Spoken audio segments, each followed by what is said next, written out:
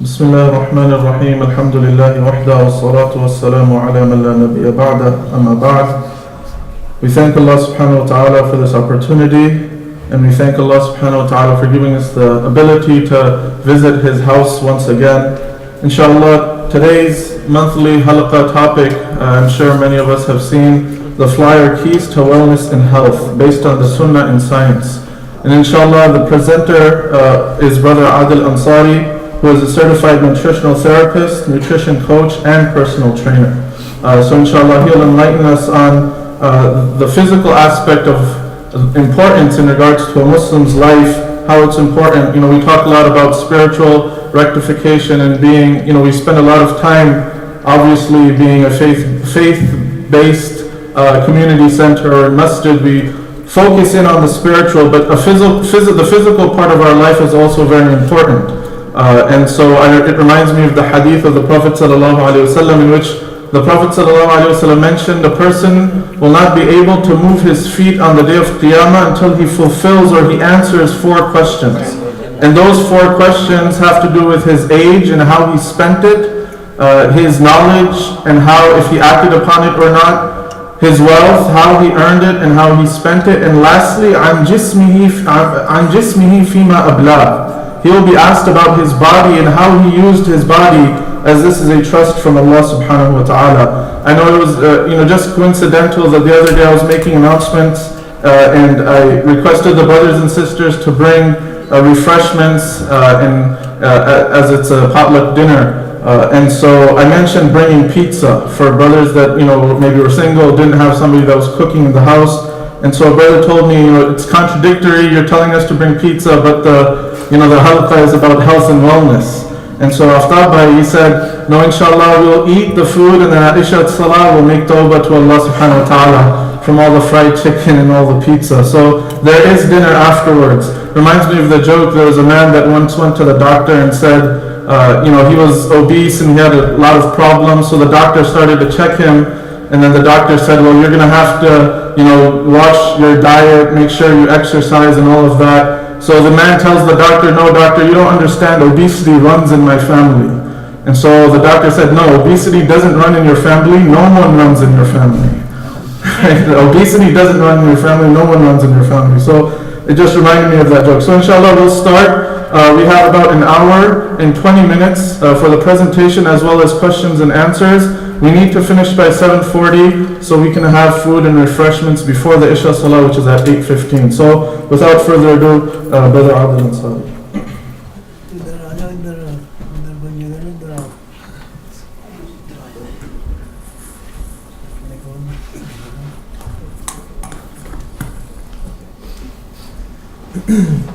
Assalamu alaikum wa rahmatullahi wa barakatuh.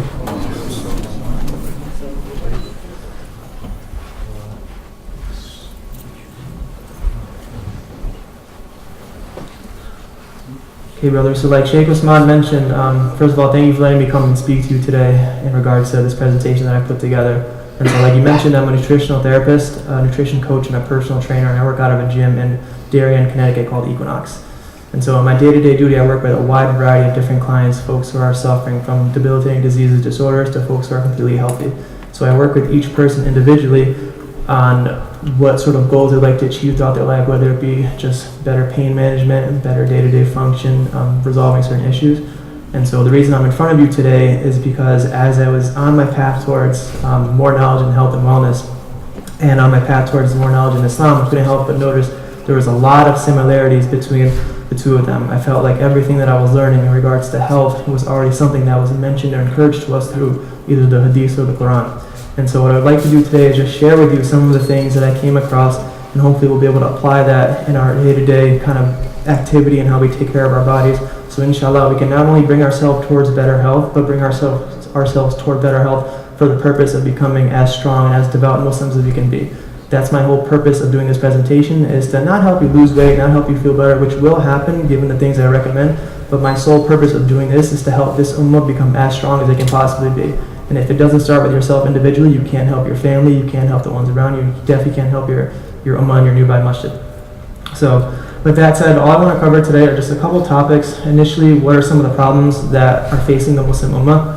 what are some short-term and long-term consequences of these problems, and what are some realistic and practical ways to resolve these problems. And so before I dive into the Muslim Ummah specifically, I just want to cover the world's health as a whole. And so in 2014, the World Health Organization estimated that more than 1.9 billion adults are considered overweight or obese. Now we have a total world population of 7.3 billion, so that makes about one out of every 4 people on this earth are considered obese or in poor health standing. So now, what constitutes obesity is a measure of what's called someone's body fat, or the body fat percentage. And I'm sure many of you have heard this, but for the folks that haven't, the way you determine someone's body fat percentage is based off of how much fat is allocated to their body. So for example, if I'm a male and I have between 15 to 20% body fat, that's considered acceptable. If I'm a woman and I have over 37% body fat, that's considered obese. The more fat is allocated, or more fat that is allocated to my body, the higher my chance of risk is, which means the lower your chance of becoming as good of a Muslim as you can be. So body fat percentage is one way of measuring your body fat. Another way is through what's called the body mass index. This is something that was used traditionally, but it's not really used much anymore because it's not that accurate of a gauge. Essentially the way it works is, say I'm 6 foot and I weigh 191 pounds. According to this chart, it'll tell me that I'm overweight, but there's plenty of people who are on this earth who are 6 foot and weigh 215 pounds, yet they're not overweight. For example, athletes or people who carry more muscle mass. So this is something it'll give you somewhat of an indication, but it's not as accurate as testing your body fat percentage. Another way you can measure your body fat is by kind of just evaluating the shape of your body or the structure of your body. Sheikh Usman and I had a picture up here that I wanted to show, but Sheikh Usman and I agreed that it wouldn't be permissible to show that in the masjid. So inshallah, he's going to send around a paper that I'll be able to get everyone's emails on, and if you'd like, I can send you the presentation. But basically all it is, it's a picture of someone with a certain body fat percentage and what shape that body is in, both for men and for women. So now, the question is, how does one become obese? So first and foremost, it's the excessive consumption of the wrong types of foods. So these are foods that are not beneficial to our everyday function. We have the excessive consumption of healthy types of foods. So these are things that people are taking in regularly, which they think are beneficial to their health, yet they're not. So high amounts of fruit, high amounts of low-fat things, high amount of sugar-free things. Just like Islam tells us, everything in moderation is okay. But just because something is mentioned or deemed as healthy doesn't mean I can have it in high amounts or high quantities. Lack of exercise and movement. The reality of today is that most of us are sedentary, whether it be in our jobs, we spend 8, 9, 10 hours a day sitting, or we're students, we're in school, we're spending a lot of time sitting. We're not moving as much as we were initially intended to do so. Medications play a huge part into how someone stores body fat and their overall body composition. Physiological imbalances, so this is sort of hormone disruptions. So for example, if I'm a male and I'm in my 40s and I'm experiencing low testosterone, I'll be much more prone to gaining weight. Or if I'm a woman who is premenopausal, postmenopausal in her 50s, I will have a lot more difficult of a time losing weight compared to the woman next to me who isn't experiencing that sort of physiological imbalance. We also have mental imbalances. Mental imbalances are directly correlated to your body composition and how your body stores and uses fat. And also genetics, like Sheikh Usman said, I put genetics in quotation marks because 95%, think of it this way, if you have someone in your family that was obese, or if you have someone in your family that had a certain type of disorder, yes, you have somewhat of a genetic component to it, but the way those genes express themselves are based off of the environmental factors that you put yourself in. So your lifestyle, so the things you're surrounding yourself with, the food that you're eating, the stress you're under, these sort of things. So genetics only tells a very small part of the story, and most of the time it's the things outside of it that influences how the genes act. And so now, being that we have an increase in obesity throughout the world, we also have an increase in obesity-related diseases. In 2012, the World Health Organization released the top 10 causes of death, and amongst those top 10, 5 out of the 10 were diseases that were related to obesity primarily. So number 1, we had heart disease. Number 2, we had stroke. 3, we had chronic obstructive pulmonary disorder. Number 4, we had type 2 diabetes. And number 5, we had hypertension or high blood pressure. So now, this is just one extreme end of the spectrum. Right over here, this is, I'm all the way at the end, I'm in extremely poor health condition. But you don't just start over here, you gradually work your way more towards that particular area. So although you may not be here, some of the symptoms that I'm going to highlight right now, they're leading you towards that path. And I think what happens with most people is they're not proactive enough in how they take care of their bodies and how they take care of their health, and they wait until it's way too late. And once it gets too late, you've dug yourself into way too deep of a hole, and climbing out of that hole is possible, but very, very, very challenging. So a couple other illnesses related to obesity. Arthritis, this is very common. Most people just associate that with getting older, but our bodies are meant to run well and feel well into our late 60s, 70s, 80s. Think about how long the prophets were alive, Islam and everyone else. Asthma, Sleeping disorders, insomnia, that's a huge thing in this country. Depression, anxiety, ADD, ADHD, and many, many more. This in itself is just a topic. And so now I want to focus particularly on the Muslim Ummah. So there's a recent index done by the Global Food Securities Index, and they measured the top 15, they took a poll of the top 15 most obese countries in the world, and out of the top 15, top 5 all happen to be Muslim. So now, number 5, UAE came in at 33.7%. Number 4, we had Jordan. Number 3, we had Egypt. Number 2, we had Saudi. And anyone want to guess what number 1 is? Kuwait. So Kuwait has 42.8% population which are considered obese. So almost half of that population is in poor health standing. What that means is these people aren't alert and into their salah, they're not getting up early and praying any extra namaz, they're not being good members of their communities, they're not preaching the message of Islam. This is exactly what this means, is they've taken their physical body to such a low that now they're unable to practice Islam the way it's meant to be practiced. Okay? So now, this may come as a shock to a lot of you, but this is something that the Prophet ﷺ predicted when he was around. He said, the best generation is my generation, followed by the one after them, then the one after them. Then will come a people who bear witness, but are not asked to bear witness, who swear oaths, but do not fulfill them, and fatness will appear among them. So this is something that came out of the Prophet's mouth 1,400 years ago. And this is what we're seeing in front of our very, very eyes. So that brings me to what the major problem is today, is the Muslim Ummah has fallen way away from what Allah subhanahu wa ta'ala has revealed to us in the Quran and from the Sunnah of the Prophet sallallahu alaihi wasallam in regards to how we should be treating the health and wellness of our mind, our bodies, and our souls. Okay, so basically what's happened to the current state of the Muslim Ummah is we're overfed, we're taking in way too many calories, we're undernourished because the quality of food that we're taking in has no nutritional value, no benefit to our bodies, and in turn that's making us overweight, lethargic, and sick. Okay, so now one can ask, how can this happen? And this is just my opinion here, first and foremost, I think it's a lack of implementation of the Quran and the Sunnah. I think when it comes to Islam, you can't just pick and choose the things that are easy in your life or things that are easy to do. You can't pray 5 times a day, but then go home and gouge yourself with food so that way when you go and pray Isha, you're not into your Salah. You need to be all in on the religion. You can't just pick and choose whatever is most convenient to us. That's not how this religion works, as all of you already know. So lack of taqwa, I think we have a lack of self-restraint when it comes to the food and the food options that we have around us. Corrupt corporations, so especially living in America, in North America in specifics, we're kind of at somewhat of a disadvantage because the food that's being provided to us, whether we know it or not, is not conducive to good health.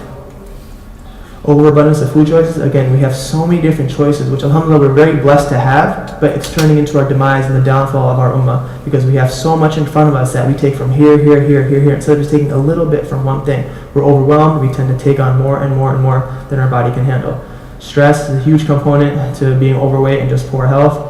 And lack of awareness, I think people don't really know what it is that they're putting into their body and how this affects them on a day-to-day basis. And so, the Quran and the Sunnah both recommend foods that are rich in nutrients and prohibits the consumption of substances that have been proved to be harmful or whose harm outweighs their benefits. And so this is highlighted in Surah Al-Baqarah when Allah subhanahu wa ta'ala says, Ya ayyuhan nasu, kulu mimma fil arzi halalan tayyiban wa la tattabi'u khutuwat ash-shaytan innahu lakum aduwwun mubin. O mankind, eat from whatever is on earth, notice on earth, that is lawful and good. And do not follow the footsteps of shaitan, indeed he to you is a clear enemy. So this is mentioned to us in Surah Al-Baqarah. And so now when Allah subhanahu wa ta'ala said things that are lawful and good, He meant foods that are rich in vitamins, minerals, antioxidants, phytonutrients. These are small constituents that you find in natural foods that you eat that help your body run as well and as optimal as it can. So now these are the foods that Allah subhanahu wa ta'ala specifically mentioned to us in the Quran, and I'll cover that in a little bit, but vegetables, fruits, and halal meats. But what's happened is, here and also overseas, is the Ummah has gotten away from the lawful and good, and they've moved themselves toward unlawful and bad. So most of what comprises the diet of most Muslims, and not everyone, but most people, is things like cookies, cakes, crackers, chips, cereals, soda, juices, and sugar. Sugar is the main culprit. Sugar is the root cause of many of these obesity-related diseases. And so these are the things that we find in most of our homes, these are the these we find in most of our schools, these are the things we buy when we go out to eat. And so that leads me to the first problem, which is in Americans in particular, most Americans, or most people living in America, consume a diet high in refined carbohydrates, high in fat, moderate in protein, low in fruits, and low in vegetables. So for those of you that don't know what a refined carbohydrate is, It's white rice, it's bread, it's pasta, it's cereals, it's soda, juices, snack foods like the cookies, crackers, and cakes that I mentioned on the past slide. Okay? And then when it comes to fats, things like fried foods, vegetables, shortening, margarine, excess of animal fats, notice I said excess, and packaged foods. So now, what exactly is a refined carbohydrate? How many people in here don't know, or actually, I wouldn't ask that because I don't want to embarrass anyone. Carbohydrates that have undergone manufacturing or repackaging process. That is what a refined carbohydrate is. So what refining a carbohydrate does is it allows for a longer shelf life, therefore reducing the spoilage for the companies that are producing that food. So what happens is they put this food out, that whole grain cereal that you're having every morning, that's been on the shelf for 6 months to a year to 2 years, however long its shelf life is. In a natural state, it won't be able to stay there for that long. But the way these companies work is they don't want to lose any money on anything. They want to maximize their profit, their revenue, their income as much as they can. And so Allah subhanahu wa ta'ala has provided us food of beautiful color and high nutritional value.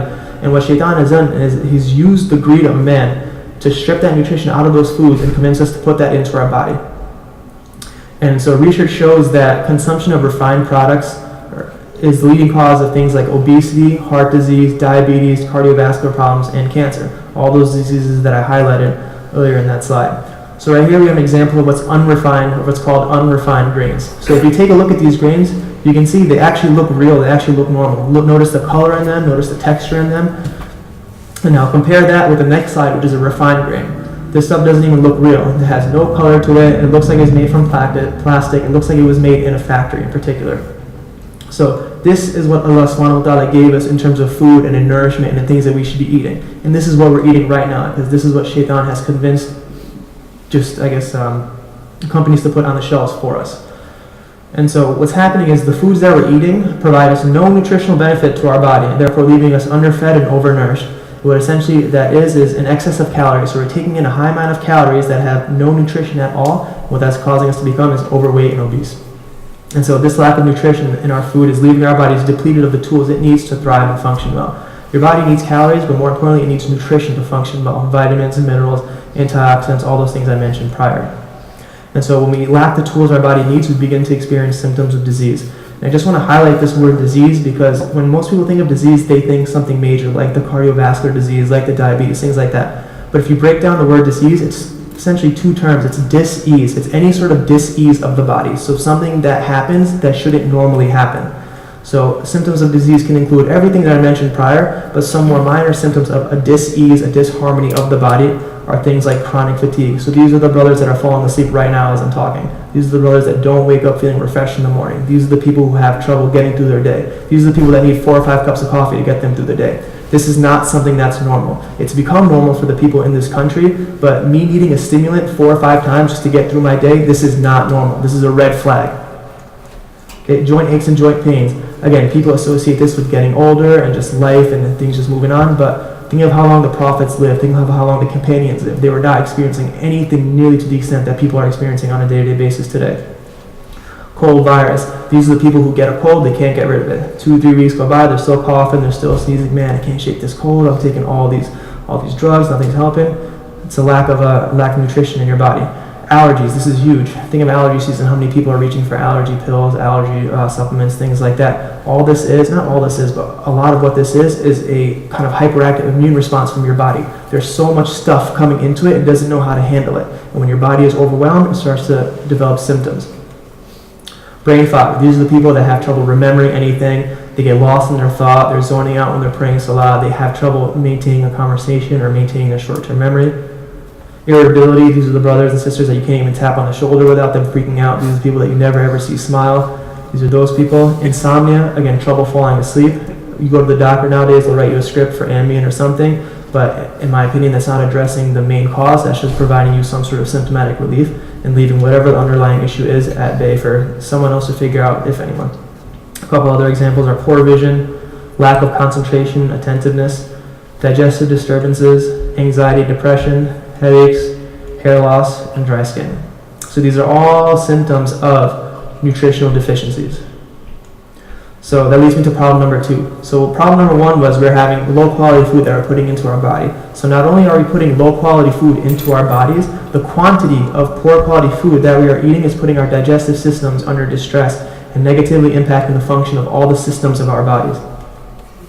Our bodies require proper nutrition in order to break down and assimilate nutrients from the food that we eat. So to break down and absorb and use the food that I eat, I need proper nutrition in my body.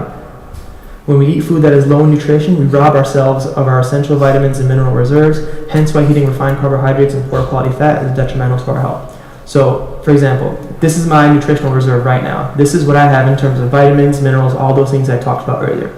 When I eat something, I need calories and I need nutrition to break down that food. It doesn't just go into my body and turn into something. I have chemical and enzymatic processes occurring to help break down that food and use it for energy, storage, whatever it is.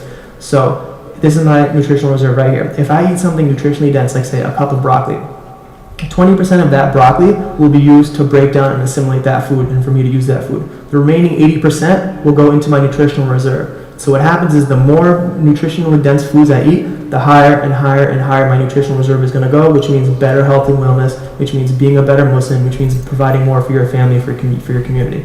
Now, on the flip side of that, this is my nutritional reserve. I eat something that's a refined carbohydrate or something that offers me no nutritional value. What happens is, since this offers me no nutritional value, I need to take from my body's own reserve to break down and absorb this food here. So what happens is I eat this refined carbohydrate, my reserve goes from here down to here. And what happens is when you continue to eat more and more and more refined carbohydrates, my reserve goes from here to here to here, and then I start to experience symptoms. Symptoms lead to disease. That's how it works. And so the more refined carbohydrates and poor food that we eat, the deeper and deeper of a hole we're putting ourselves into, essentially.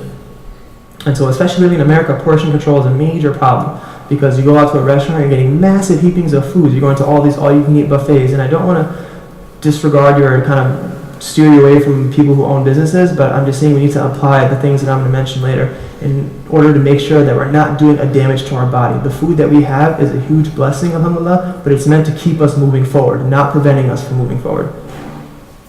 And so what happens is most people eat until they reach their fill, therefore bombarding their bodies with mass quantities of poor quality food. Poor quality food, high quantities of it, and essentially the greater the amount of poor quality food, like I said, the more you're reaching into your nutritional reserves. And so what happens is poor portion control, low quality food, digestive distress is what occurs, which leads to, again, disease of the body.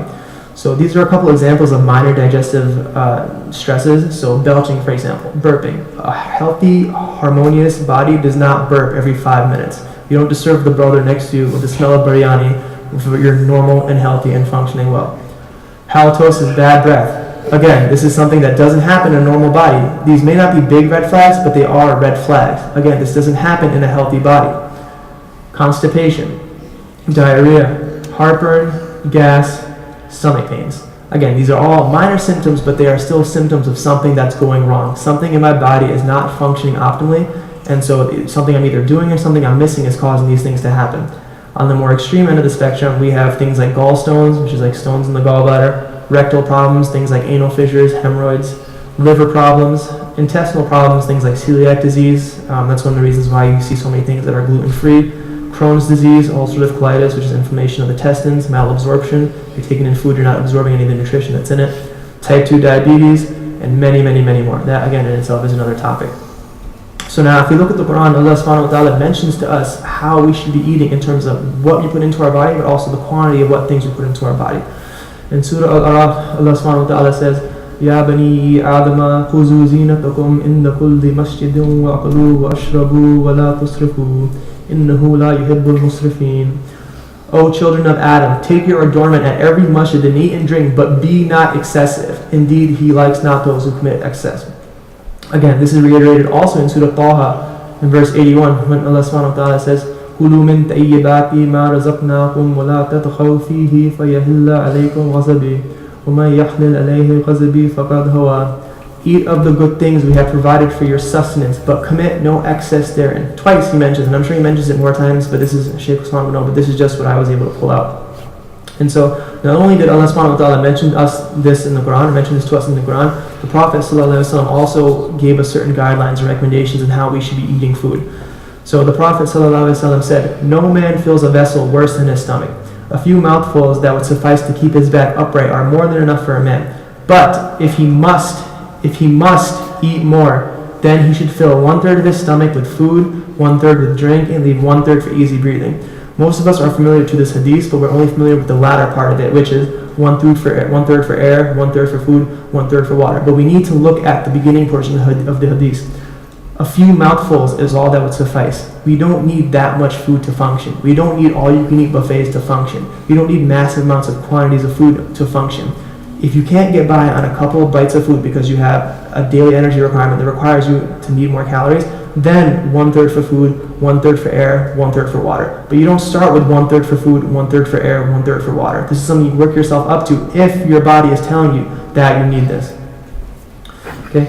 So upon reading this, an eminent Muslim physician by the name of Ibn Masawi said, if the people only applied these words, they would avoid all diseases and maladies, and the clinics and pharmacies would be idle.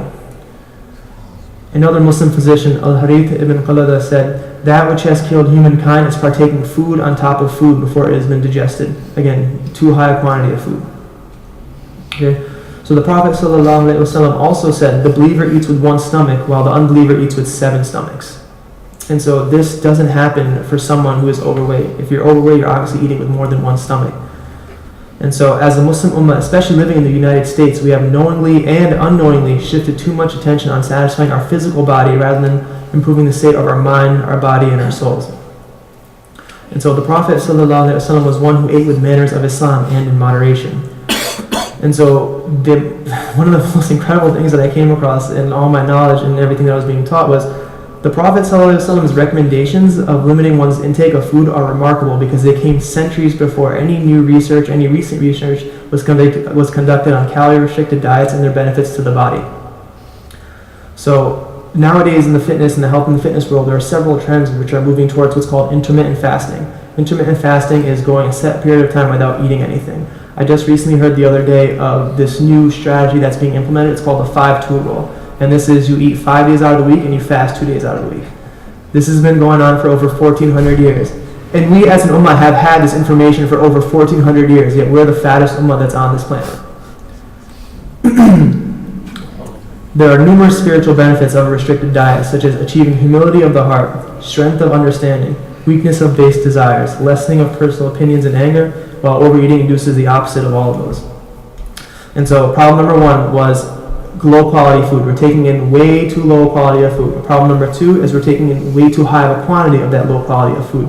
And that leads me to problem number 3, which is because of many different reasons, and this is specific to whatever each person is experiencing throughout their life, most Americans as well as Muslims lack any sort of physical activity, therefore reducing the length of their lives and diminishing their quality of life while they are alive. So the way weight gain occurs is when there's a surplus of calories. If I'm taking in more calories than I'm putting out, I'm going to gain weight. If I'm taking in less calories than I'm putting out, I'm going to lose weight. Okay? So now, the question is, why don't most of us exercise? Well, again, this varies from person to person, but for most people, what I found is they don't have the time to. Is they have a busy schedule, they have families they have to provide for, they're too tired to wake up early, they just don't have the time to fit it into their schedule. Lack of energy. When you're not eating good quality food, you won't have energy to not only pray salah, but go do 5-10 minutes of walking, some sort of physical movement. Lack of motivation. A body that has no motivation is not normal. This is a huge red flag. You see kids who don't have any sort of motivation to do anything. These kids are malnourished to some extent. And then what happens is they go to their doctor and they write them a script for some sort of ADD, ADHD medication. And then worst case scenario, they develop some sort of dependence on this drug. And now they're tied to this particular drug for the rest of their life. Again, a normal, healthy human body wakes up in the morning and it's ready to go. You wake up, you feel refreshed, and you're ready to take on your day. You're ready to pray Fajr. You wake up early to pray Tahajjud. You wake up earlier to read Quran before you pray Tahajjud. That's what a normal, healthy body does. Musculoskeletal issues. So most people might be experiencing some sort of joint ache or some sort of joint pain, and that kind of prohibits their ability to move or function well in terms of human movement dynamics. And then a lot of people don't even know where to exercise or where to start. Should I go to the gym and walk? Should I go walk outside? Should I lift weights? I don't know what to do. And then also other priorities. I understand and I sympathize with especially the older folks in here that they have families, people that they're responsible for. So again, exercise isn't the top of the priority list. But if it's affecting our ability to worship and it's affecting our overall health, you might have to move it up there just a little bit. And I'm not saying have it take over your entire day, but inshallah what I'll do is I'll offer some strategies to help with just getting some sort of physical activity into your day-to-day life. Okay? So these are a couple examples of things, symptoms, diseases that happen when we don't exercise. Our blood pressure starts to rise. Our blood sugars elevate, our blood sugar levels elevate and remain elevated. That's type 2 diabetes.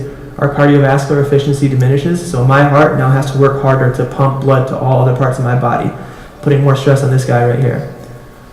Our muscles start to downregulate, therefore increasing the load put on our joints. So I want to highlight this because this is what I do a lot of on a day-to-day basis. So if I spend so for example, my body, everyone's body is comprised of a skeletal system and also a muscular system. Skeletal system is the deepest part. The muscular system, or the connective tissue system, is on the outside. So what happens is the way our movement occurs is our muscles move our joints and our bones. So if you've heard the term, if you don't use it, you lose it, that applies directly to your body and how you use your muscles on a day-to-day basis. So for example, say I spend at least 2 hours a day sitting at my job. What's going to happen is this area right here, this is what's called my pelvis. This is the heaviest part of my skeletal system. This right here requires the most muscular support out of anywhere in my body. So now if I sit down for 2 hours out of the day, what happens is all these muscles forget how to work because we're not meant to sit for that long, for 2, 6, 8, 10 hours a day. So once those muscles stop working or start to downregulate, what happens is I rely on other parts of my body because I still need to stand up. I'm not just going to sit there like a bowl of jelly. I need to stand up and move. And so what happens is start to compensate through other areas like my back, like my knees, like my feet, like my shoulder. Again, this is specific to each person, but if we're not doing anything to maintain the activity of our muscles, we're going to start to feel some sort of compensation, and that's going to lead to some sort of dysfunction and eventually pain and dysfunction. Our metabolism slows down, and also many, many more things. So on the flip side of that, when we do exercise, what happens is our blood sugar metabolism improves, so your type 2 diabetes starts to get better because you have less glucose running through your bloodstream. You have a lower risk of osteoporosis as well as other bone-related disorders, so you're less likely to stand up and pop your hip out or fracture something when you fall as you get older. You have a lower risk of Alzheimer's. It improves your memory, focus, and concentration, as well as your digestion, and decreases your risk of cancer, as well as many, many more things. So now here is just a little picture of how your brain functions, or the amount of brain activity after you exercise. So this here is 20 minutes, this is after sitting and doing nothing. This is how much brain activity you have going on. After just a 20-minute walk, which is the most basic form of physical activity, this is how much brain activity you have going on, just after a 20-minute walk. So what this means is you're not falling asleep in your prayer. What this means is you'll have energy to go help people out. What this means is you'll have time to stay up and worship more in terms of however you want to worship. Read hadith, read Quran, do some zikr, whatever it is. You have more contributing to your overall function when you do just 20 minutes of the most basic physical activity that a human being can do, which is walk. So now, given what we just learned regarding health and wellness, what are some strategies that we can implement in order to bring ourselves towards better health in the most realistic and practical manner? Before I move on, does anyone have any questions about anything? Anyone have any comments? Anything they want to share, highlight on before I move on to practical application? Everyone's okay? And so I just want to cover one thing real quick. So what Allah subhanahu wa ta'ala has allowed me to do and blessed me to do is give you a structure, a regimen, and how you can start to improve all aspects of your life.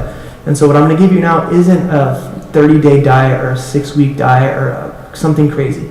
These are particular strategies and habits that you're going to implement, or inshallah you will benefit on a regular basis to help improve your ability to worship and become as devout of a servant as you can be.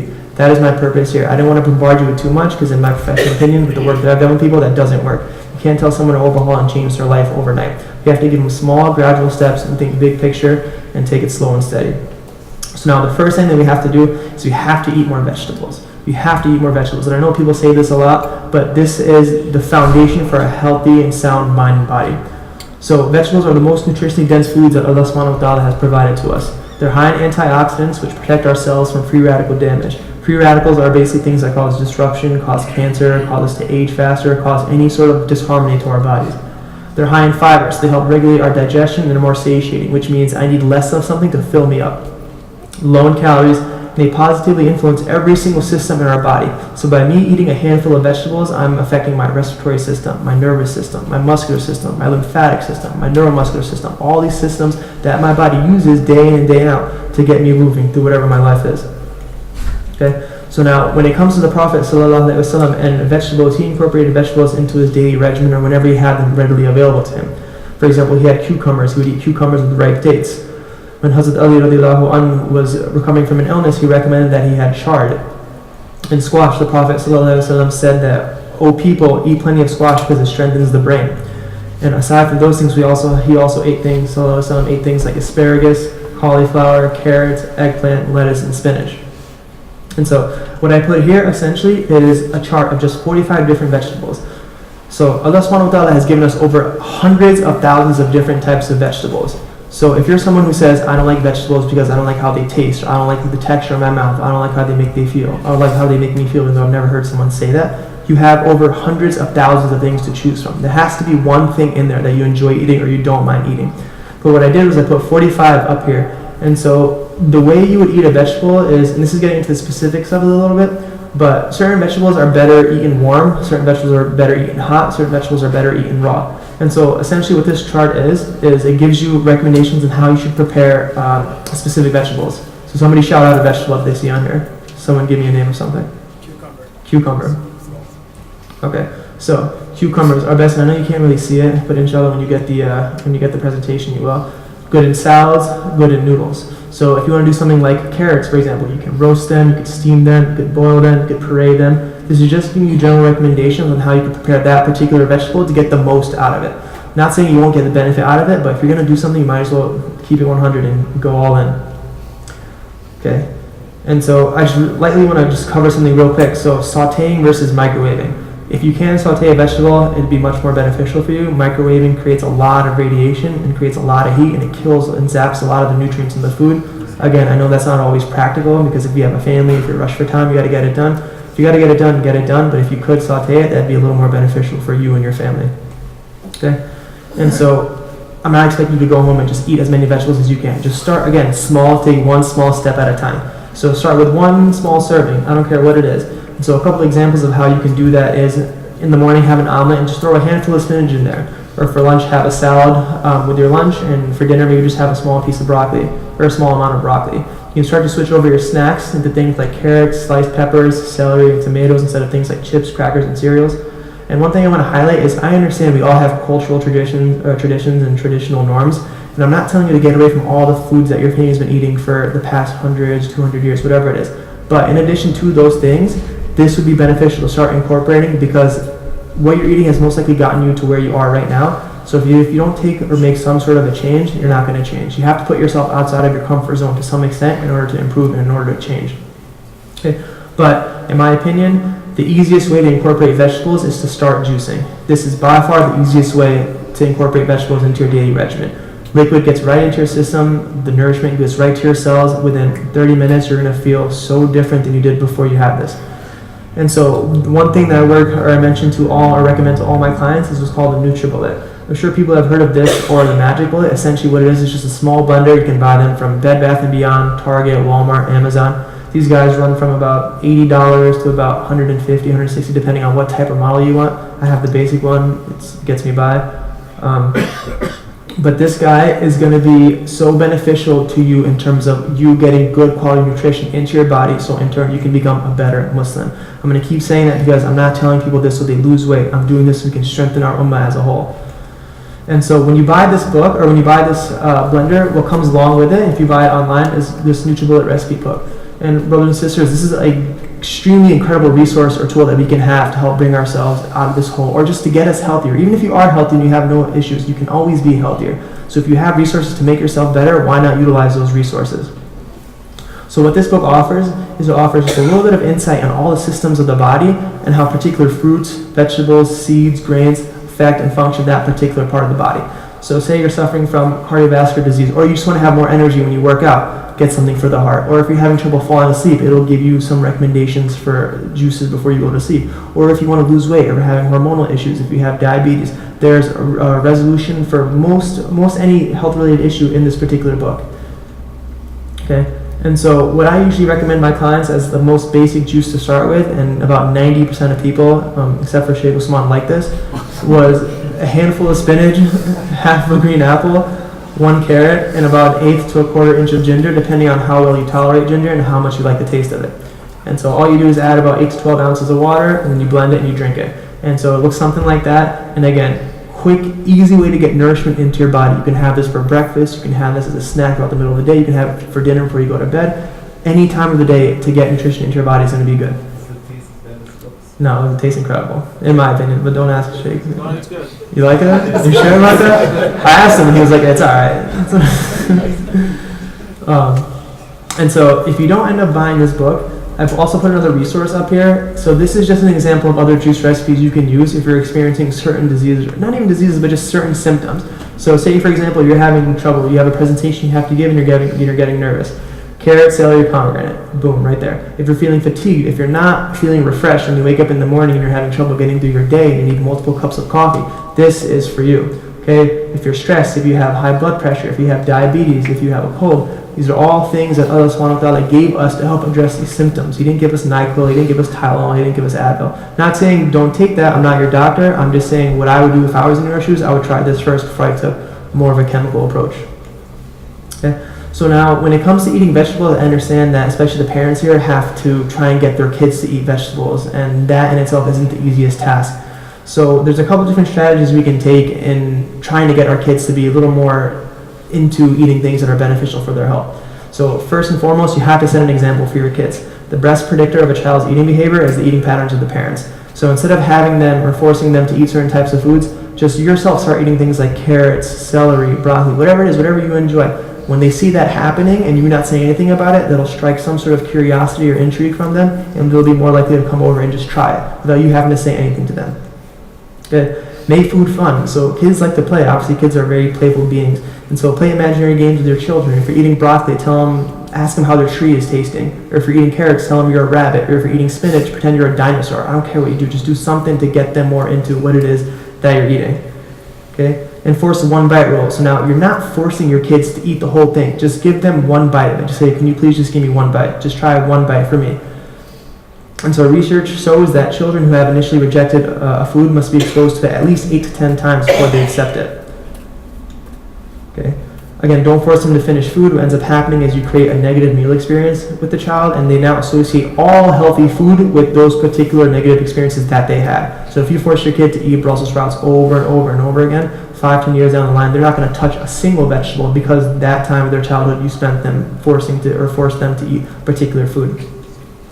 Okay? You also have to understand children's values. They don't care if vegetables are good for them. They don't care what's beneficial for them. You as a parent are responsible for that. So the ways you can kind of get them to understand or want to do these sort of things are use role models of theirs to help encourage them to eat these sort of things. So if your kid's into sports, tell them LeBron James has carrots before he goes and plays a basketball game. Or if your kid's into football, Russell Wilson has a green juice before he goes and plays. Or if he's into superheroes, comics, whatever it is, say Superman has beets before he goes out and saves a town. Whatever it is, again, find a way to make it relatable to your children. Okay. Again, let them play with the food a little bit. Obviously, don't have a food fight in your kitchen, but let them spell your name out on the plate or let them build something with the food. Okay. Involve them in the grocery shopping experience. This is huge. Not only is this going to get them better health, you're showing them the beauty of what Allah subhanahu wa ta'ala has given us. You go to a grocery store and you see all these different colors of fruits, vegetables, things that come from the earth. This in itself is, a sense of worship because you're showing them what Allah subhanahu wa ta'ala has given us. You're showing them the mercy that He's given us. And again, just be persistent. You have to be persistent, especially with kids. Don't force them, but just keep encouraging them. And so now, when it comes to things like vegetables, a hot topic is genetically modified organisms or GMOs. And especially here in North America, it's something that is in about 95% of the food that we eat. So what is a GMO? A GMO is an organism that has been genetically altered to carry specific properties. So that's things like fruits, vegetables, and animals. So essentially, why they genetically modify things is because it helps increase the crop yield. So say I have a farm where I grow 100 tomatoes. 30 of those tomatoes might go bad because of rodents, because of pests, because of environmental conditions, what it is. What genetically modified organisms do is they inject or alter the seed so it is more resistant to environmental conditions. So now that 100 tomatoes can now grow into 1,000, or that 1,000 tomatoes can grow into 10,000. What that does is that brings in me and my company more money for the small amount that we're putting in. It increases the crop yield, increases the size of the crop, creates resistance to certain herbicides. So say I have a batch of plants and I have pesticides or rodents that keep coming in. I spray or I alter the seed of the plant. What happens is a rodent comes, takes a bite of it or even licks it, the stomach of the insect explodes. So now anything that comes near that isn't going to harm my crop. And this is the stuff that we're putting into our bodies. Okay, and again, this is Shaitan's influence on agriculture. This is his way of getting people to use their greed to make more and more money, and that's at the expense of our health. Okay, so now what sort of benefit does GMOs or using GMOs offer the food industry? Everything that I just mentioned. So it creates more predictable or profitable yields, allows for mass production, reduces spoilage, and essentially the rich get richer. So now what are the pros of consuming GMO foods? people can make the argument, and mostly the people that work for these companies, I'm not sold. I don't think you can top what Allah subhanahu wa ta'ala already provided for us. So again, you're going to have to talk to that person, but I'm just telling you my personal opinion on it. GMOs have only been around since 1994, so there haven't been any long-term studies on it. It's only been 20 years since they've implemented these things. But if you take a look at trends of diseases and disorders, things have been going up and getting worse. Not, I guess, in the past 20 years, but they're definitely not getting any better. Okay, so now animal studies on GMOs, or genetically modified foods, have been connected to altered metabolism of the animals, inflammation, which is the root marker of all diseases, kidney and liver malfunction, and reduced fertility. I'm sure everyone in this room knows someone who's having trouble having a kid, or knew someone who's having trouble having a kid. And if you think back to 30, 40, 50 years ago, this was not as common as it is today. Things like in vitro fertilization, things like that, were not as common as they are today. And so that makes me think maybe something about the food that we're putting into our body has something to do with it. And so essentially the foods that are all genetically modified are any non-organic or non-locally grown fruit. So most vegetables. 85% of the U.S. corn is genetically modified. Corn is in any product that's in a box, in a bag, in a jar, whatever it is. 91% of soybeans are genetically modified. Again, this is in all the stuff that's in boxes, bags. And also, since corn, soybeans, and everything, basically everything that's in the grocery store is genetically modified. So if you go to a grocery store, think of it this way. When you walk in, the outsides are aligned with all the natural things, like the fruits, the vegetables, the dairy, the meats, whatever it is. Right on the inside is where they have all the packaged produce, or all the packaged goods. Everything in this inside square is all genetically modified. Unless you go somewhere like Trader Joe's or Whole Foods. I'm not telling you to go there and spend half your paycheck, but just be aware that what Allah subhanahu wa ta'ala gave us is on the outside here. And some of the stuff on the inside is what He gave us, but it's been altered and messed with, and that's compromising our ability to feel well and do well. So this is an example of a genetically modified tomato. This is what a natural tomato looks like as it runs its course in life, and this is a genetically modified tomato. It doesn't even look real. Okay, this is a GMO apple. So again, you can see the size of that versus the size of this. People are going to be more prone to buying something that's bigger and looks fuller versus something that's smaller. Okay, this is a regular cow, the way Allah subhanahu wa ta'ala intended it to be, and this is a genetically modified cow. So this is what Shaitan has done to agriculture. It's Arnold Schwarzenegger of cows. Okay, so step one was getting more vegetables into our diet on a regular basis. So that's what I want everyone to start with. Inshallah, if you can, start with that first, please. So now the second thing is we need to eat slowly and stop at 60% full. Many of us eat way too quickly, whether it be because we're hungry, whether it be because we don't have the time, whether it be because we're just starving. And what that does is it impairs our digestive process. And so think of yourself, when you start eating, you have a 20-minute window for your brain and your stomach to communicate with one another. So now if I'm shoving food in my face, if I'm doing it under 20 minutes, I'm never going to feel that feeling of satiation or fullness. If I take my time eating and go outside of that 20-minute window, my body will literally tell me when I'm full and I need to stop eating. Okay? And what that does is when we eat too much, it causes symptoms of indigestion, and that's what's called mindless eating versus mindful eating. And then what that also does is it dysregulates our autonomic nervous system function. So the way your autonomic nervous system works is you have two branches. You have a sympathetic state and you have a parasympathetic state.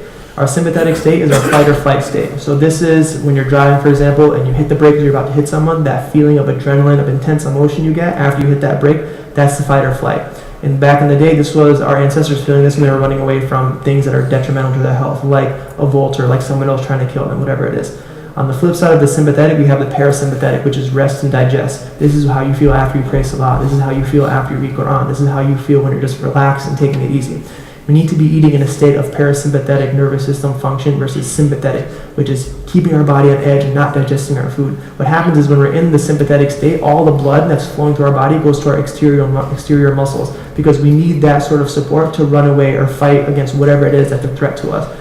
But that also does is it leaves food undigested in our stomach, which causes things like indigestion, heartburn, gas, belching, biryani breath, whatever you want to call it. Okay?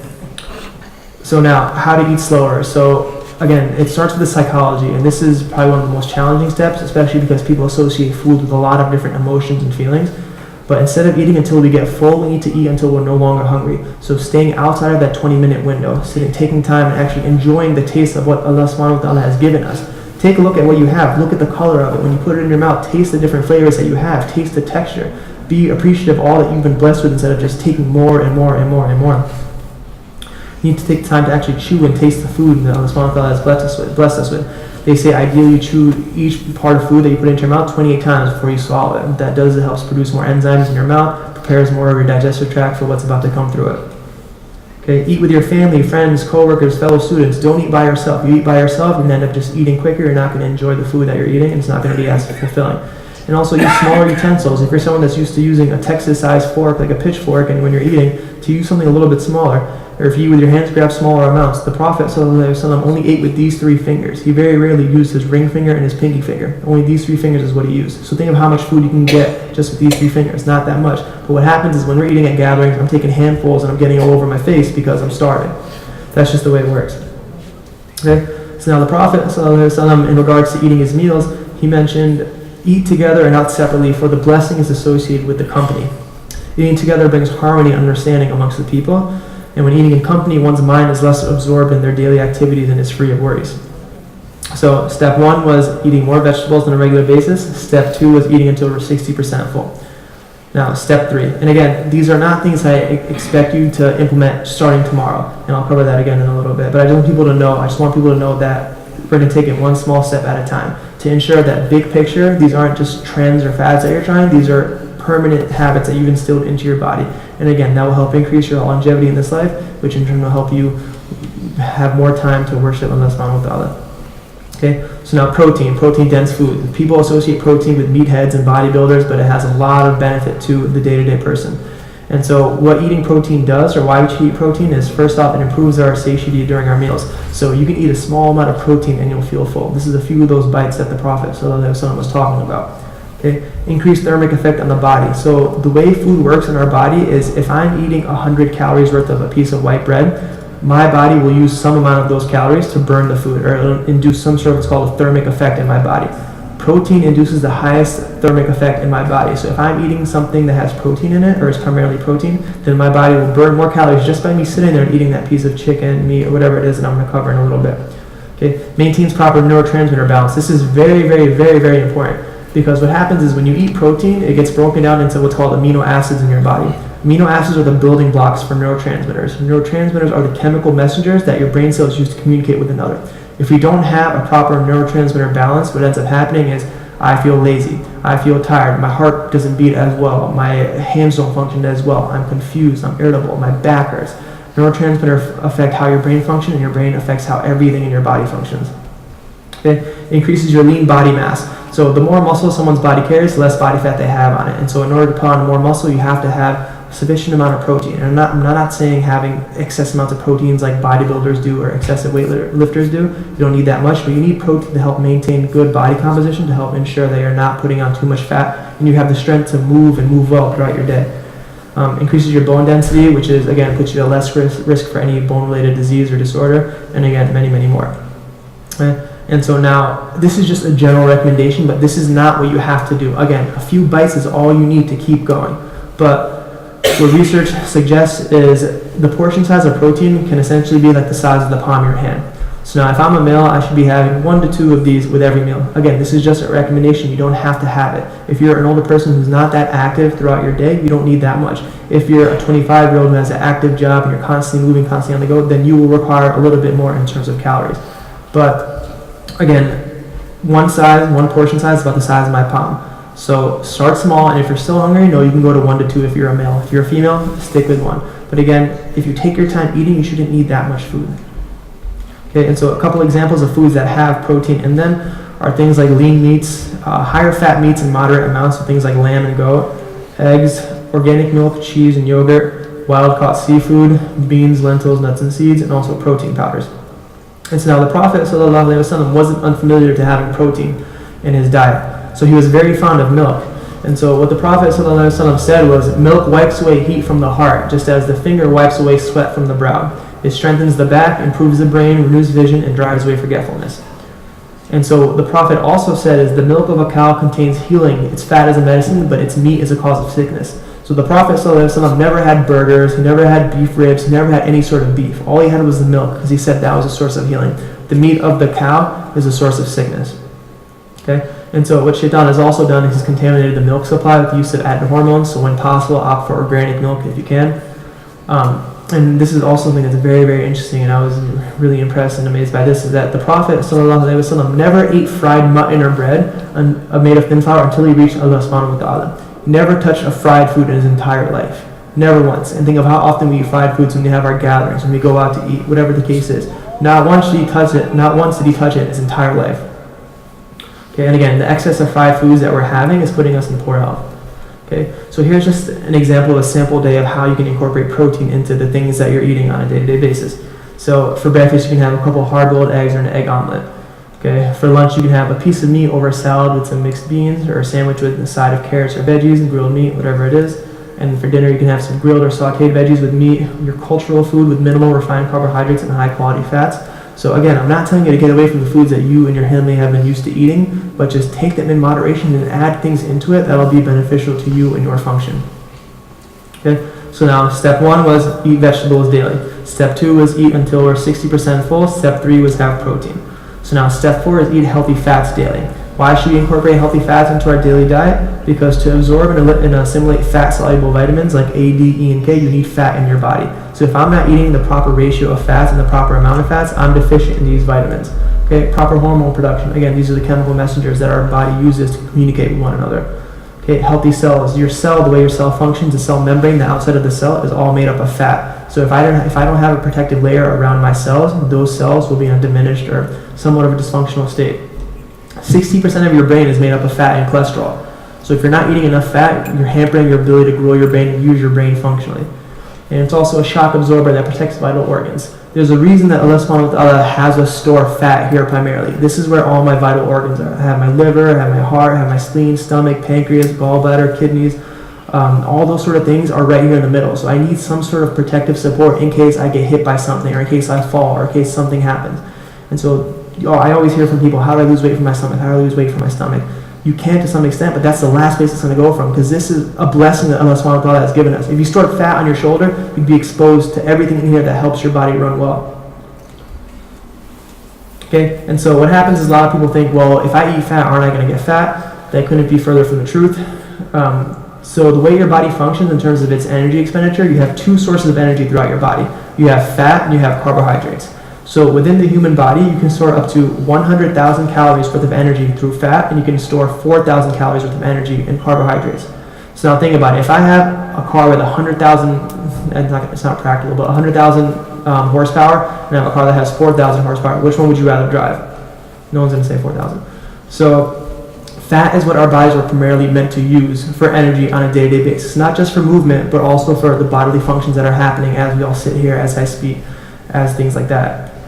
So now what happens is the human body is programmed by evolution to be primarily fat-based. Okay, so what happens is now we're taking in an excess of carbohydrates. We have this endless storage tank. We have a 100,000 calorie tank of fat that's not being touched, because what's being happening is we're taking in more and more and more carbohydrates, and we're training our body to use that less efficient fuel source, and we're saving this for the time when we go into a famine and we don't have any food around. But practically what's going to happen is that's not going to happen, because we live in the United States and everyone has food readily available to them.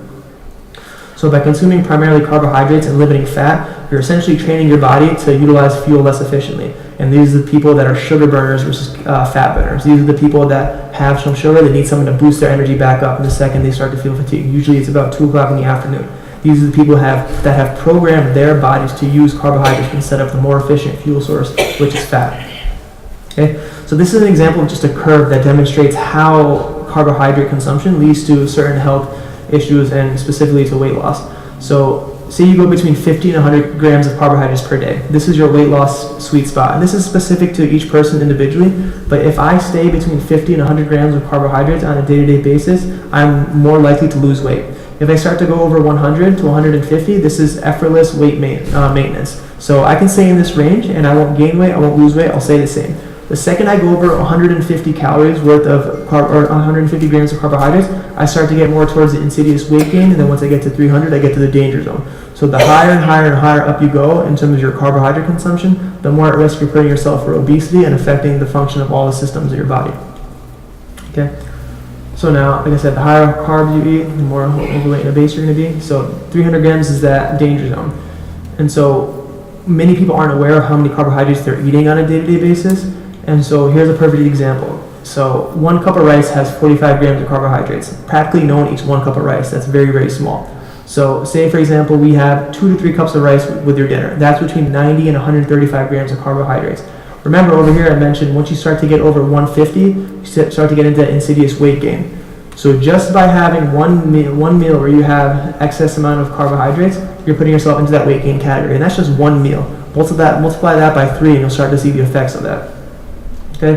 And so these are all just examples of how many carbs are in certain things that we eat. 2 slices of bread, 1 piece of naan has 75 grams of carbs in it, depending on the size of it. Pasta. And essentially the way it works is if you feed the body carbohydrates, it will use carbohydrates. If you feed the body fat, it will use fat. Okay? And so now the Prophet ﷺ was also familiar to fat, and he recommended that we use particular fats in our day-to-day eating habits. So he advised us to eat things like olive oil, as it's a food and an ointment, for it comes from a blessed tree. The Prophet used to eat olive oil with vinegar, which is now the fashion in most restaurants. Think of how many dressings you see for salads which are oil vinegar based. Okay? And this, the black currant seed and black currant seed oil. This is something which every Muslim should have in their house and they should be taking on a regular basis. Regardless of what your health condition is, this is something we should all be taking. The Prophet said, the cure for all diseases except death and old age. This man, sallallahu alaihi wasallam, never told a lie. Okay, if he's telling us valuable information that's this valuable, that will cure any disease except death and old age, why would we not use this on a regular basis? Okay, and so now when you're consuming fats, ideally you have a ratio of 1/3 being saturated, 1/3 being monounsaturated, and 1/3 being polyunsaturated. So examples of some saturated fats are things like coconut oil, butter. Butter in small to moderate amounts is incredibly healthy for you, as long as you're not a sugar burner and you're more of a fat burner. Okay, milk, cheese, animal fat. Monounsaturated fats are things like olive oil, avocados, almonds, basically all nuts and seeds. And polyunsaturated fats are things like fish, like salmon, mackerel, trout, as well as flax seeds and flax oils. So now, again, a common misconception is that saturated fat is something that's bad for you. I'm sure you may have heard that from your doctor or read that somewhere. But the prior belief was that it leads to high cholesterol, it's a key contributor to heart disease, and it's better to have low-fat options. What ends up happening is the past studies only looked at saturated fat levels without bringing into account other things, such as how much someone was smoking, how much sugar they were consuming, and how much physical activity they were doing on a regular basis. So now what new research has revealed is that saturated fat is a preferred fuel source of the body, and that the increase in cholesterol and risk of heart disease is directly correlated to the excess carbohydrate consumption. So the people with high cholesterol, the eggs aren't giving you the high cholesterol, it's the bread, the cereal, the rice, things you're having alongside with that, which are contributing to your calls for taking Lipitor or whatever other cholesterol management medication you're taking. Okay, so now in particular, some fats that we do want to avoid, things that shaitan has tempered with and put into the foods that we're eating regularly, are trans fats, for example, but also vegetable oils. I know a lot of us use vegetable oils, and we did in my home until we found out they weren't beneficial to us, but essentially vegetable oils are all genetically modified. They can't be extracted by natural pressing or separation, so they're chemically altered, and they're found in most packaged products such as mayonnaise and margarine. Margarine is one of the worst things that's on this planet for you. Mayonnaise, margarine, primarily margarine though. Butter is always going to be a much better option than margarine is. Okay, and so a couple examples of vegetable effects or vegetable oil effects on the body is in animals, vegetable oils were found to inhibit their ability to learn. They were toxic to their livers. It compromised the integrity of their immune systems. It depressed their mental and physical growth of infants.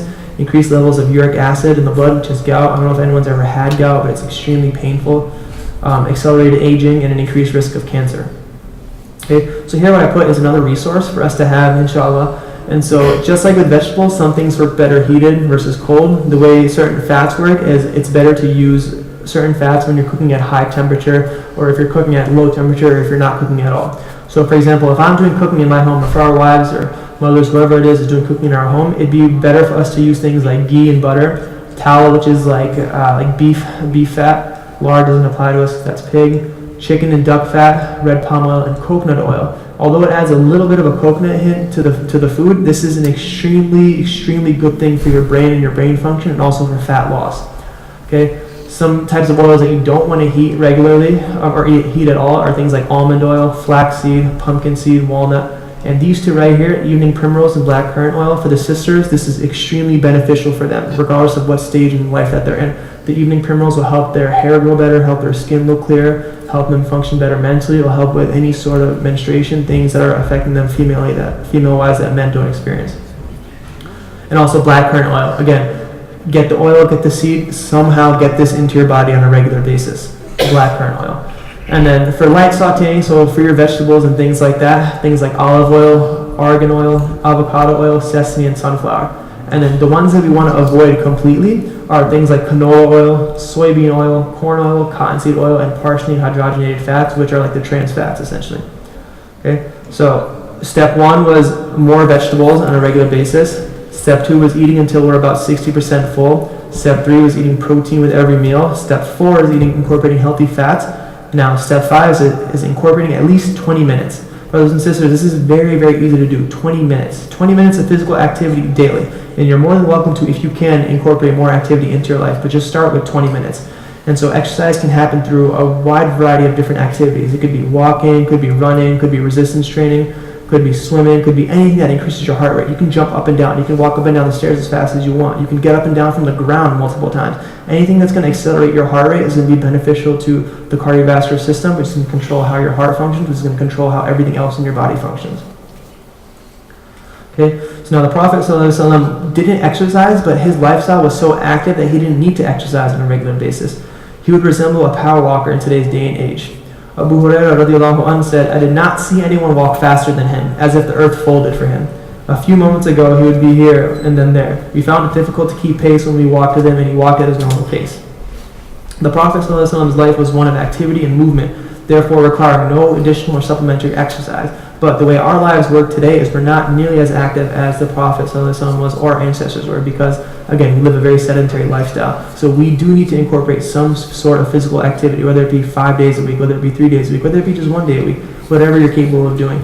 Notice I put this last. I put this as step 5 because you're not just going to wake up the next morning and want to go exercise if your body isn't nourished and doing well. You need to build yourself up, get yourself motivated, get your reserves right in order to actually want to go do something. If I force you to go exercise, if I encourage you to go exercise and you don't have the desire to do so, it's just like with the kids when you force them to eat bad foods or foods they don't like. They're going to disregard that and they're never going to do that ever again. So there's a big psychology as to why I put these steps where they are. And inshallah, if you follow them step by step, inshallah, it'll help you lead you towards better health and wellness. And so not only was the Prophet ﷺ in good cardiovascular shape, but he was also physically strong. His joints were strong. The edge of his shoulders and middle part were strong and flashy. He used to walk with strength, and it felt like he was coming down from a higher place. Okay? And Abu Hurairah radiallahu anhu also said, "The strong believer is better and more beloved to Allah subhanahu wa ta'ala than the weak believer is, while there is good in both." So while there is good in both, if there's something we know we could be better at or increase our relationship with Allah subhanahu wa ta'ala, why don't we do that? We're going to be questioned about all these sort of things. You want to be confident in your ability to say, "I did this for your sake, so I can practice your message, respect your message to my best ability." Okay? And again, why be a strong believer? Like Shaykh Usman said, our bodies have been given to us by Allah subhanahu wa ta'ala as a trust. If they're abused or neglected, they should not be abused or neglected, and they should be maintained in good order. Okay? If you think about it, 3 out of the 5 pillars of Islam require that Muslims be of sound health and fitness. In order to pray, you have to be able to move. In order to fast, you have to be in good health condition. In order to do Hajj or Umrah, you have to be able to move. You can't be physically unfit. You can't be sick. You can't be overweight. You can, but you're going to take away from your ability to appreciate and understand what's happening when you're doing these sort of things. Okay. The Prophet ﷺ advised his followers to work, be energetic, and start their day early. He said, "Oh God, make the early morning blessed for my nation." This is a great time for people to start walking. If you don't want to go outside because it's starting to get cold out, just walk up and down your stairs. Set a timer for 20 minutes, go up and down a few times. If you get tired, take a minute off. Just do something for 20 minutes. Open the front door 20 times, I don't care. Just do something for 20 minutes, something to get your heart rate elevated. Okay? And so what happens is obesity or an inadequate diet, laziness, and weakness are all afflictions that will be called to account. Now we're all aware of what happens when you put these sort of things into our bodies. And now we're going to be held accountable as to why we don't implement or use these actions, these strategies that I'm providing for you. Okay. A daily regimen of physical activity will ensure that we don't experience any of those symptoms, which will be called to held account for. And so stronger believers provide more for themselves, their families, and their communities. And so a community of strong believers ensures that we spread the message of Islam in the best and most effective manner possible. People shouldn't be seeing Muslims and seeing them as the fads, people that are on this planet. We're the ones that have the message. We have this message and we have yet to implement it. This is a huge, huge, huge shame amongst us. Okay? And so now the Prophet ﷺ said, any action without the remembrance of Allah subhanahu wa ta'ala is either a diversion or heedlessness except 4 acts. Walking from target to target during archery practice, training a horse, playing with one's family, and learning to swim. 2 things you can do right there. Play with your family and learn how to swim or go swimming. I know it's getting cold now, so you can maybe not go outside, but if you have access to a pool, something indoors, go and do that. There's no better full body activity than swimming. Okay, and the Prophet ﷺ and his companions were naturally physically fit. Life was physically demanding. The long distances were covered on foot. Men hunted and farmed their food to survive, and there was no useless recreations to provide laziness and waste hours of otherwise constructive time. There was no TVs, there was no Netflix, there was no iPads, there was no iPhones, there was no Xbox, there was no PlayStation, there was no Grand Theft Auto. These are all things that are affecting our ability to become better worshipers. Okay? And so now this applies to both the brothers and the sisters. I'm not just saying this to the brothers, because the sisters need to be strong in how they maintain their household, how they maintain their children, how they maintain their husband well. This applies to both men and women. So again, a couple easy ways. Go for a walk. Morning, lunch break, evening, whatever it is. Just get outside and move your body for 20 minutes. Okay, bodyweight exercises like squats, bridges, push-ups, planks. Inshallah, the next presentation I put together will be more oriented towards exercise. It's just hard because the way someone's body is, you can't give general recommendations to people, but what I give one person may be detrimental to another person because everyone's suffering their own particular instance of what's going on in their body. So I can give general things, and maybe inshallah I'll try and do that, but maybe, I don't know, I gotta figure something out. Okay, play with your kids. This is also a great way to elevate your heart rate, get your body into better condition. And this is also part of the sunnah as well. Okay, resistance training with weights. Just go and try different machines you haven't done. All I'm asking you to do is start with 20 minutes. Go look at a machine, go on a machine. It may not be the most effective or practical way of exercising, but it's something, and something's better than nothing. Okay, walk up and down stairs, ride a bike, play sports. I'm a huge advocate of sports. I do resistance training with people, but I also train athletes. And as a human being, we're moving in forward, backward direction, side to side, and multi-directional. And so when you do that, you have to be able to, it's better for you to be able to do that if you do things like sports, which require that sort of stimulus on your body. Okay? And just some other things that you can do to help incorporate some sort of physical activity into your life is park away from where you're going. So if you're going to the mall, if you're going somewhere that has a big parking lot, park towards the back. Just get a couple extra steps of movement as you're going in. Okay? Take the stairs instead of the elevator. Garden around your home. Go to a park and pick up trash. It'd be a great representation of who you are and what Islam is. Help someone carry their groceries, chop wood. Again, just anything to get you moving and up off your behind. Okay? And so this is something that I want to cover in particular, and this is for the Muslim youth. What's going to happen is you're going to start to work out, okay? And you're going to start to look good. And what's going to happen is you're going to start to feel good. People are going to start to look at you certain ways. You're going to put on muscle. It's a lot easier for a kid to put on muscle than it is an older gentleman. But the reason why I'm giving you these recommendations isn't so you can go take selfies of yourself when you work out. It's not so you can wear sleeveless shirts or tight shirts. It's not so you can brag and compete with your brother, your friends, the people around you about who's bigger, who's stronger, who's faster, whatever it is. It's not so you can wear skin-tight clothes, and this applies to both brothers and sisters because boys nowadays dress like girls, it's crazy. And then also to attract attention from the opposite gender. Again, this is not why I'm giving you these recommendations. This is to help strengthen your ability to become a better worshiper. Not fulfill your physical body, but fulfill the physical, the mental, and the spiritual. Okay, and so now, how can we incorporate all of these strategies into our lives in the safest, smartest, and most effective manner? Like I said earlier, brothers and sisters, one step at a time. Just one small step at a time. Typically, it takes a person between 14 to 21 days to incorporate a certain habit into their daily life. So depending on the person, depending on how fast you learn, depending on how driven you are, you can make it happen in a week. If you're not that driven, or if you're just consumed with other things, it'll take you longer. So 1 to 2 weeks, 3 weeks, whatever it is, just start with one particular habit. Just start with the vegetables. I'm not telling you to cut everything out there you're eating that's bad. Just start with one thing. Just start with the vegetables first. What's going to happen is once you start to change the body chemistry of what's going on inside, you're no longer going to crave the things like the cookies, the cakes, the crackers, and the chips. You're going to be more prone to eating these vegetables. You're going to start to crave these juices. You're going to start to crave these salads that you're having. Okay? Then after you've established that habit, and you know that habit is set in stone, you've had 2 to 3 weeks where you've had this juice consistently, then move on to the next habit. Eat slowly and stop at, should be 60%, not 80%. Okay, then once you've solidified that habit, then move on to eating protein-dense foods. Do not move on to another habit until you've made that habit permanent. I can't reiterate that enough because the people who jump the gun too quick, they're the ones who 2-3 months down the line are like, I don't want to do this anymore. I want to go back to the way I was. By slowly incorporating one step at a time, you'll see how each strategy, each practice has its place in your life and the effects of implementing and incorporating that into what you do on a day-to-day basis. Okay, week 7 to 8 or 9 to 10, depending on how fast you move, start incorporating the healthy fats, and then exercise at least 20 minutes a day at the end. Okay, so just a couple other health-conscious strategies, and I'm done. read more Quran. Obviously, this has major spiritual benefits to us, but also in terms of our physical being. When you speak Arabic, it forces you to engage with deep abdominals, which are responsible for diaphragmatic breathing. This right here is my diaphragm. This is the primary muscle responsible for respiration. If I'm breathing properly, that means I'm in a calm, grounded, centered state, which means I'm more aware of the things that are around me. I'm more aware of what my body is doing. I'm more aware of what I'm reading when I'm praying my salat, when I'm reading the Quran. Again, this is that sympathetic and parasympathetic thing that I talked about. If you're breathing properly, that means you're going to be in that parasympathetic, calm, centered state. If you're breathing fast, if you're a mouth breather, if you're breathing through your chest and your shoulders, you're not going to be in that parasympathetic state. You're going to be in that constant stressed out state. And again, that's detrimental to our health in the long run. Okay, drink more water. This is pretty easy. Another interesting thing about this is new research or just information regarding health suggests that you shouldn't drink water up to 30 minutes before your meals and 2 hours after your meals. Reason being, our stomach is the first point of digestion, the first point our food goes in digestion, and that's primarily an acidic environment. So if you take in water, you dilute that acid, it affects how you break down your food.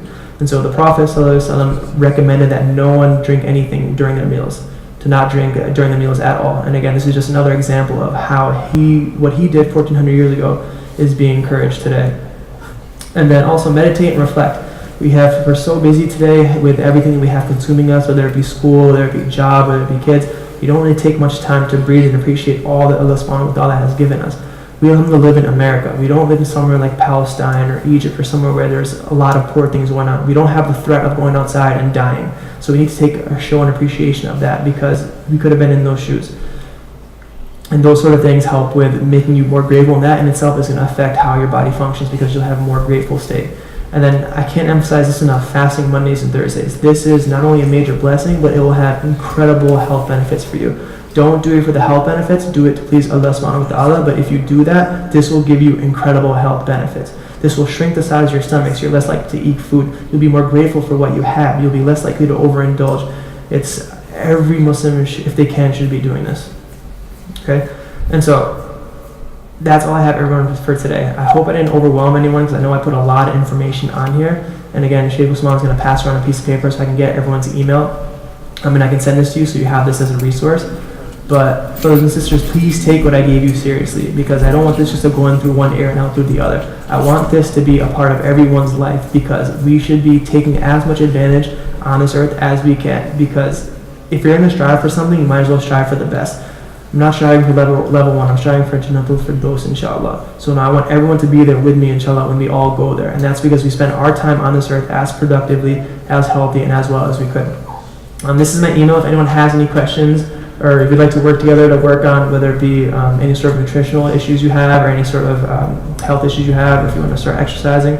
I work in Darien, but I also have clients that I train all over the world through Skype. So all I need is for you to have an open space, and I can work with you then.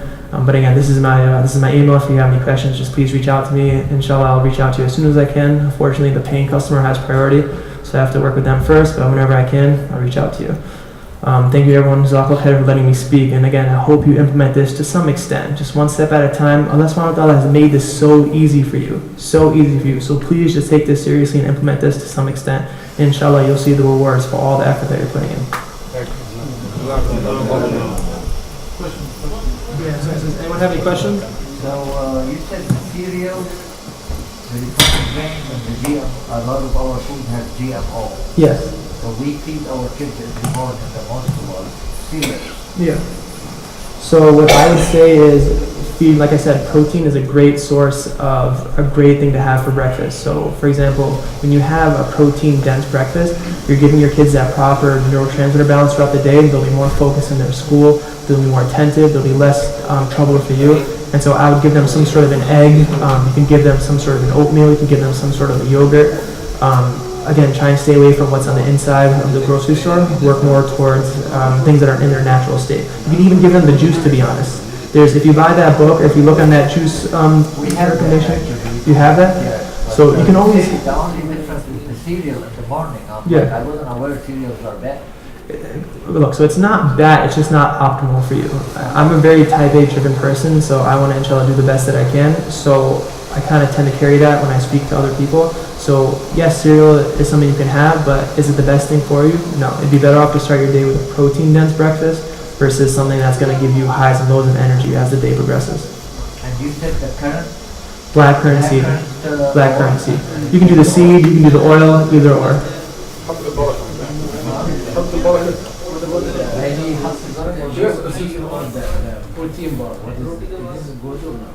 So that's a tricky question because it depends on the protein bar. To be honest, things are best in their natural state. If you want your kids to have a protein bar, it depends on the bars.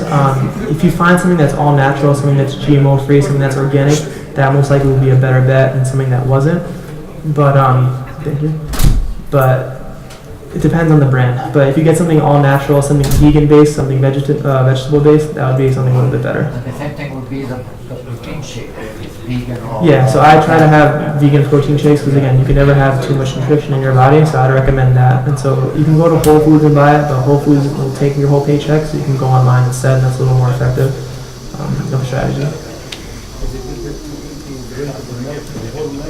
Yeah, whole milk is great, absolutely. As long as you're not eating too many carbohydrates and you're primarily burning fat for fuel, whole milk is excellent. Obviously, you don't have 2 gallons of it, but 1 glass of milk. You're following the sunnah when you do that.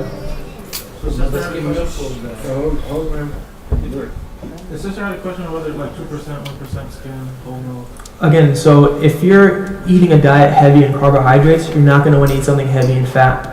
But you should be eating something heavy in carbohydrates anyway. So eliminate the carbohydrates, eat more of the fat-based foods like the whole milk, like the butter, like the margarine, and inshallah you'll be in better health. When you fasted, you eat a cup of coffee. Should you take it before you fast in the morning when you some food makes you go to the bathroom? Right. I found out like a couple of years ago when my brain was the first week. Yeah. Because of the caffeine. Yeah. Now when I fast, you drink a cup of coffee in the morning. Okay. Should I take it in the morning or in the afternoon? She said, Have the juice, brother. Have the juice. You won't eat coffee. You like the coffee, then have it before. 1 cup a day. That's okay. That's okay. But I think if you start to have the juice, it'll start to change what your body craves, and you'll forget about the coffee. This is just from my experience working with people. This is what happens. So then have it before. That's fine. And if you have it at night, it might affect your ability to sleep. So I would say have it in the morning. This is probably your best bet. Yeah. Okay, so I think it's canned food, not car food.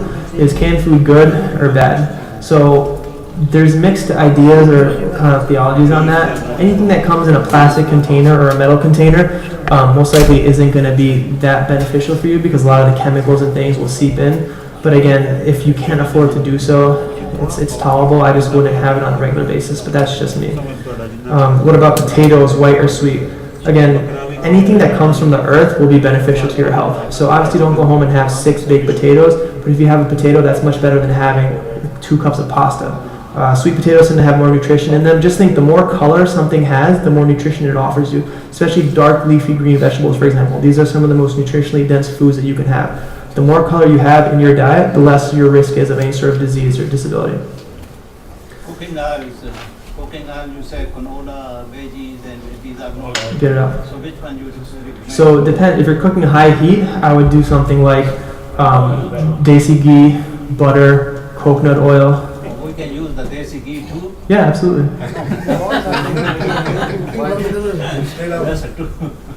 Yeah,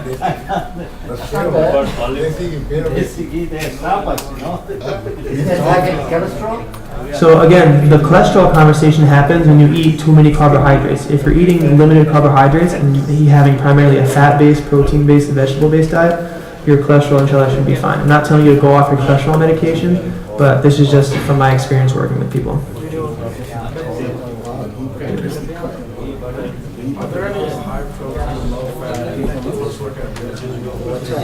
So if you want to go post-workout, best bet, some people recommend chocolate milk. That's recommended because it's high in protein. It has an okay amount of sugar, but you need a little bit of sugar post-workout. But get a veggie protein shake, have a yogurt, something. That's what I would have post-workout.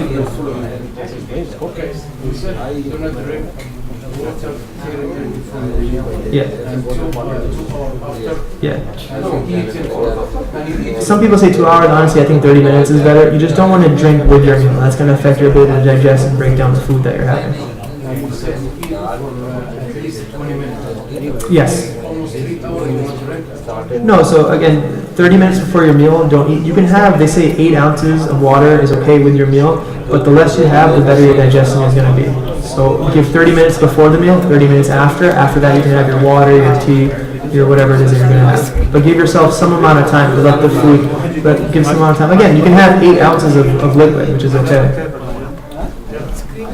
Another question from the sisters is, should we drink full cream and yogurt? I don't know anyone that drinks full cream. But like whole milk or yogurt, yeah, again, it's okay. It's okay if you don't have a diet heavy in carbohydrates. If you stick primarily to fatty foods, vegetables, and protein, you'll be okay, inshallah. How can we get this information? Should we explain any website that you have? Yes, so if you could send the paper upstairs to the sisters and get their emails, I'll email everyone. I'll email everyone the presentation. Anyone else? Any other questions? What about like pan and stuff like that? What's that? Pan? That's okay. That's alright. Yeah. But again, I would use more of like a fat. I'd use more like a coconut oil, desi, just a little bit.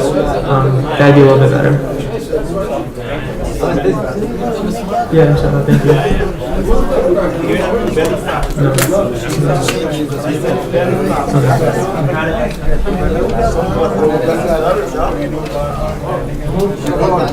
So Jazakumullah khair, Brother Adil, for joining us this month. If anybody else has any other questions, you can email him. His email was up at the end of the presentation. Also, inshallah, we have half an hour till Isha Salah, so everyone can please make your way downstairs for food. Again, if you have any other questions, you can ask him personally here.